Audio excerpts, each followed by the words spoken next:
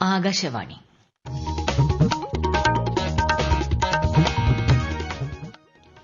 നമസ്കാരം. പ്രാദേശിക വാർത്തകൾ വായിക്കുന്നത് സീന ആന്റണി.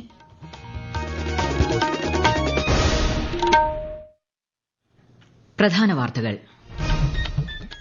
ഡൽഹി മുഖ്യമന്ത്രിയായി രേഖ ഗുപ്ത സത്യപ്രതിജ്ഞ ചെയ്തു. പ്രധാനമന്ത്രി നരേന്ദ്രമോദി ഉൾപ്പെടെയുള്ള പ്രമുഖർ ചടങ്ങിൽ പങ്കെടുത്തു. യുജിസി കരട് ചട്ടങ്ങൾ സംബന്ധിച്ച ദേശീയ ഉന്നത വിദ്യാഭ്യാസ കൺവെൻഷൻ തിരുവനന്തപുരത്ത് മുഖ്യമന്ത്രി പിണറായി വിജയൻ ഉദ്ഘാടനം ചെയ്തു. ശ്രീചിത്ര തിരുനാൾ ഇൻസ്റ്റിറ്റ്യൂട്ടിന്റെ പുതിയ മന്ദിരത്തിന്റെ ഉദ്ഘാടനം കേന്ദ്ര സഹമന്ത്രി ജിതേന്ദ്ര സിംഗ് നിർവഹിച്ചു. ഇൻവെസ്റ്റ് കേരള ആഗോള നിക്ഷേപക ഉച്ചകോടിക്ക് നാളെ കൊച്ചിയിൽ തുടക്കമാകും. നീതിയുക്തമായ ലോകത്തിന്റെ അനിവാര്യത ഓർമ്മിപ്പിച്ച് ഇന്ന് ലോക സാമൂഹിക നീതി ദിനം. ചാമ്പ്യൻസ് ട്രോഫി ക്രിക്കറ്റിൽ ഇന്ത്യ ബംഗ്ലാദേശ് മത്സരം ഉച്ചയ്ക്ക് 2:30 ദുബായിൽ. വാർത്തകൾ വിശദമായി. ഡൽഹി മുഖ്യമന്ത്രിയായി രേഖ ഗുപ്ത സത്യപ്രതിജ്ഞ ചെയ്തു. ഡൽഹിയിലെ രാംലീല മൈതാനിയിൽ ലഫ്റ്റനന്റ് ഗവർണർ വിനയ് കുമാർ സക്സേന സത്യവാചകം ചൊല്ലിക്കൊടുത്തു. പ്രധാനമന്ത്രി നരേന്ദ്രമോദി, ആഭ്യന്തരമന്ത്രി അമിത്ഷാ, രാജ്യരക്ഷാമന്ത്രി രാജ്നാഥ് സിംഗ് തുടങ്ങിയവർ ചടങ്ങിൽ പങ്കെടുത്തു. എൻഡിഎ ഭരിക്കുന്ന സംസ്ഥാനങ്ങളിലെ മുഖ്യമന്ത്രിമാരും ഉപമുഖ്യമന്ത്രിമാരും ചടങ്ങിനെത്തി. ആം ആദ്മി പാർട്ടി നേതാക്കളായ അരവിന്ദ് കെജ്രിവാളും അതിഷിയും ചടങ്ങിൽ പങ്കെടുത്തു.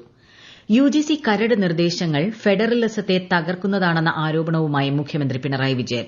വിസി നിയമനവുമായി ബന്ധപ്പെട്ട നിർദ്ദേശങ്ങളോടാണ് പ്രധാന വിയോജിപ്പെന്നും മുഖ്യമന്ത്രി പറഞ്ഞു. യുജിസി കരട് ചട്ടങ്ങൾ സംബന്ധിച്ച ദേശീയ ഉന്നത വിദ്യാഭ്യാസ കൺവെൻഷൻ തിരുവനന്തപുരത്ത് ഉദ്ഘാടനം ചെയ്യുകയായിരുന്നു മുഖ്യമന്ത്രി.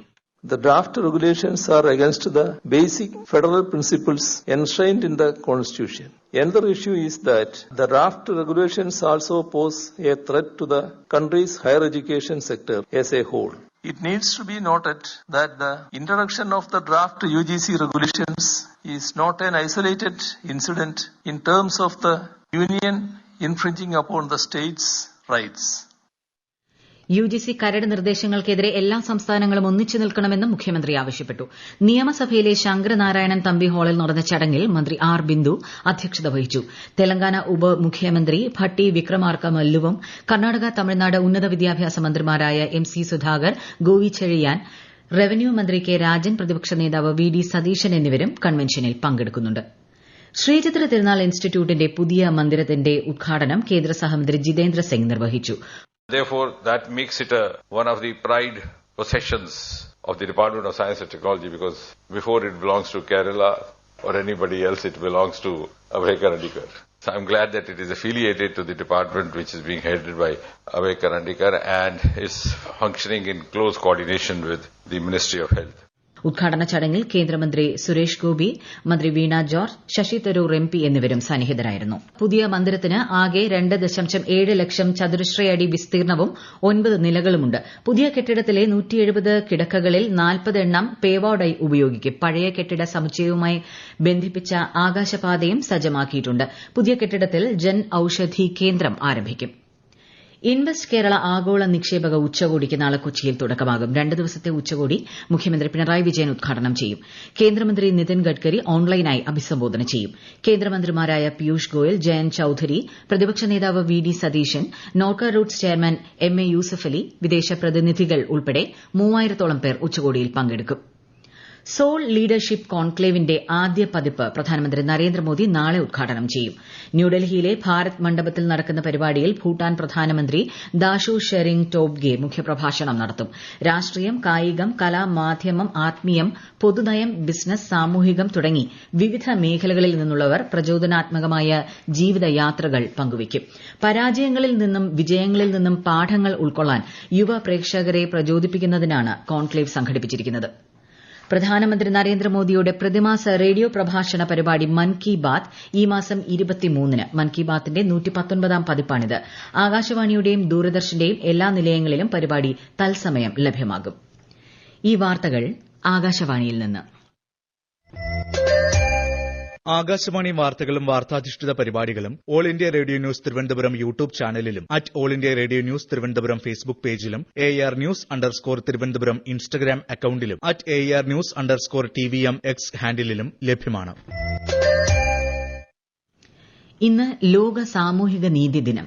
നീതിയുക്തമായ ലോകത്തിന്റെ അനിവാര്യതയെക്കുറിച്ച് നമ്മെ ഓർമ്മിപ്പിക്കുന്നതിനും തൊഴിലില്ലായ്മയും ദാരിദ്ര്യവും നേരിടാനായി 2007 ഐക്യരാഷ്ട്രസഭയാണ് ദിനാചരണം ആരംഭിച്ചത്. ഉൾപ്പെടുത്തൽ ശക്തിപ്പെടുത്തി സാമൂഹിക വിടവുകൾ നികത്തുക എന്നതാണ് ഈ വർഷത്തെ ദിനാചരണ പ്രമേയം. സാമൂഹിക അസമത്വം പരിഹരിക്കുന്നതിന് എല്ലാവരെയും ഉൾക്കൊള്ളുന്ന നയങ്ങൾ രൂപീകരിക്കുകയാണ് ലക്ഷ്യം. ദീപ്തി ബ്രെയിൽ ലിറ്ററസി പദ്ധതിക്ക് പാലക്കാട് ജില്ലയിൽ തുടക്കമായി. കാഴ്ച പരിമിതിയുള്ളവരെ ബ്രെയിൽ ലിപിയിൽ സാക്ഷരരാക്കാൻ ലക്ഷ്യമിട്ടുള്ളതാണ് പദ്ധതി.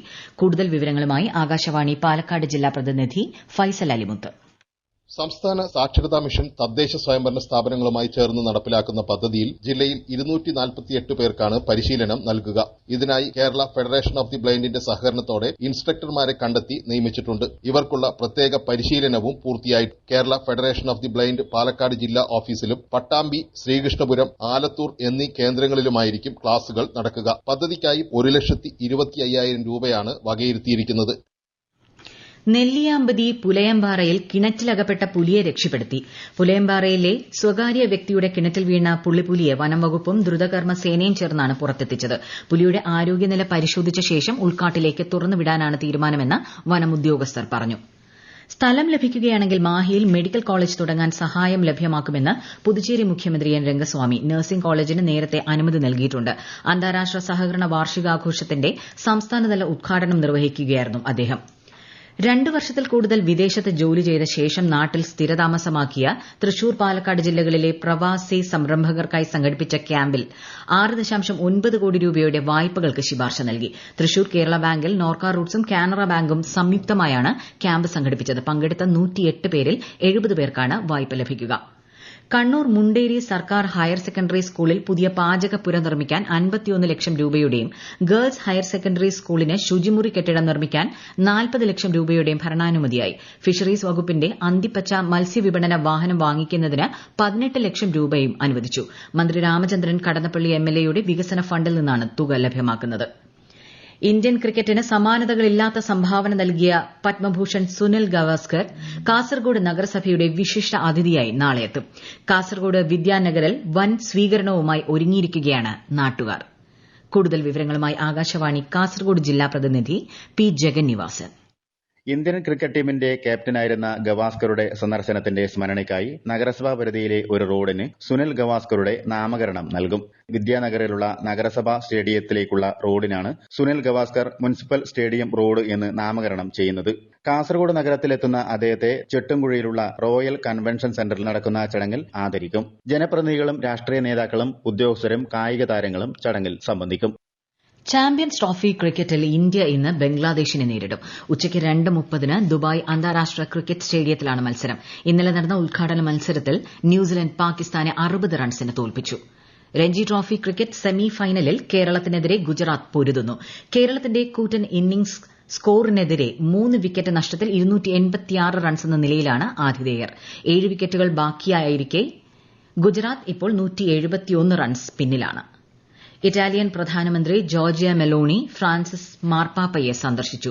ശ്വാസകോശ അണുബാധയ്ക്ക് ചികിത്സയിൽ തുടരുന്ന ഫ്രാൻസിസ് മാർപ്പാപ്പയുടെ ആരോഗ്യനിലയിൽ നേരിയ പുരോഗതിയുണ്ടെന്നാണ് സൂചന. 88 വയസ്സുള്ള മാർപ്പാപ്പയെ ബ്രോങ്കൈറ്റിസിനുള്ള ചികിത്സയ്ക്കും പരിശോധനകൾക്കുമായി വെള്ളിയാഴ്ചയാണ് റോമിലെ ആശുപത്രിയിൽ പ്രവേശിപ്പിച്ചത്. ബ്രൂവറി വിഷയത്തിൽ മുഖ്യമന്ത്രിയുമായി സംവാദത്തിന് തയ്യാറാണെന്ന് പ്രതിപക്ഷ നേതാവ് വി.ഡി. സതീശൻ. എലപ്പുള്ളിയിൽ മദ്യനിർമ്മാണശാല പാടില്ലെന്നും അദ്ദേഹം തിരുവനന്തപുരത്ത് വാർത്താസമ്മേളനത്തിൽ ആവശ്യപ്പെട്ടു. PSC അംഗങ്ങളുടെ വേതനം വർദ്ധിപ്പിച്ച നടപടി പിൻവലിക്കണമെന്നും വി.ഡി. സതീശൻ ആവശ്യമുന്നയിച്ചു. കോഴിക്കോട് കൂടരഞ്ഞിയിൽ ടിപ്പർ ലോറി താഴ്ചയിലേക്ക് മറിഞ്ഞ് ഒരു സ്ത്രീ മരിച്ചു. പൂവാടം തോട് സ്വദേശി ജംഷീറയാണ് മരിച്ചത്. അപകടത്തിൽ 4 പേർക്ക് പരിക്കേറ്റു. ഇവരെ മെഡിക്കൽ കോളേജ് ആശുപത്രിയിൽ പ്രവേശിപ്പിച്ചു. തിരുവമ്പാടിയിലേക്ക് വരുന്നതിനിടെയാണ് അപകടം. ചൂരൽമല മുണ്ടക്കൈ ദുരിത ബാധിതരുടെ ജനകീയ സമിതി സമരത്തിലേക്ക്. ദുരന്തം നടന്ന 7 മാസമായിട്ടും ഗുണഭോക്താക്കളുടെ പൂർണ്ണ ലിസ്റ്റ് പുറത്തുവിടാൻ ഗവൺമെന്റ് വൈകുന്നു എന്നാണ് പരാതി. പ്രധാന വാർത്തകൾ വീണ്ടും.